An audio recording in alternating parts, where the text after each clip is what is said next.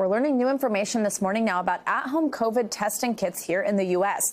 The FDA says it's overhauling the process to get those kits approved to bring down the cost for Americans. The announcement comes just weeks after the Biden administration announced it will be investing $1 billion into at-home kits. It also comes just a month after the president called on the Labor Department to mandate vaccines or weekly COVID tests for companies with 100 employees or more. NBC News correspondent Heidi Presbella joins us now with more on her latest report. Heidi, good morning. So what does this overhauling process really look like for at-home COVID testing kits, and how soon are we going to see prices go down? That's obviously a huge barrier here.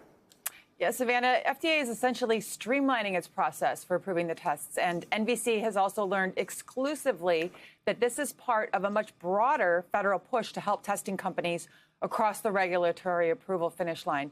So the National Institutes of Health is now going to spend $70 million, Savannah, to help companies with the potential for large-scale manufacturing to essentially push them over that finish line for approval, for expedited FDA approval. This is something, Savannah, that public health officials have really been clamoring for.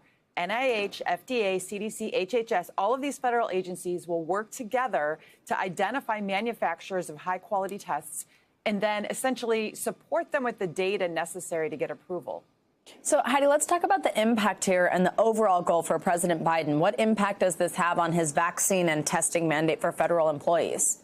Well, federal officials are hoping that this really dramatically increases the number of at-home tests available to the public and lowers the cost. Now, that's really important as Biden prepares to issue this new rule mandating either vaccines or testing. They're hoping that most employers will mandate the vaccine. But, Savannah, for those who won't, or can't, they're going to have to test.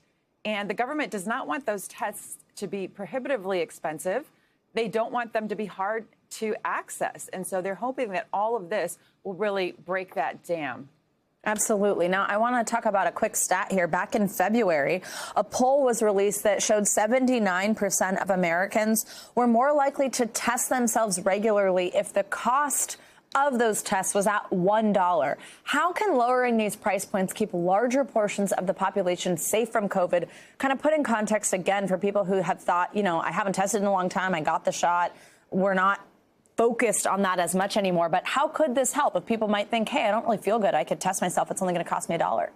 Well, that's exactly the thinking. This is not just for employers. It's not just for schools, which, by the way, are also trying to ramp up testing. It's for families who maybe want to gather over the holidays. The complaint, Savannah, really has been that the Europeans have done a far superior job of lowering costs and approving dozens of these types of tests. For instance, in the UK and Germany, there are more than 30 tests each approved there. Here, it's hardly a dozen. We even have tests that are manufactured in this country, Savannah, that are being used in Europe but not approved here. So there have been many, many members of Congress, as well as health officials, who say we need to do something about this. Well, today is the day that the administration is trying to answer those calls. All right. Well, we are all looking forward to hearing that. Heidi Presbella, thank you so much. Thanks for watching our YouTube channel. Follow today's top stories and breaking news by downloading the NBC News app.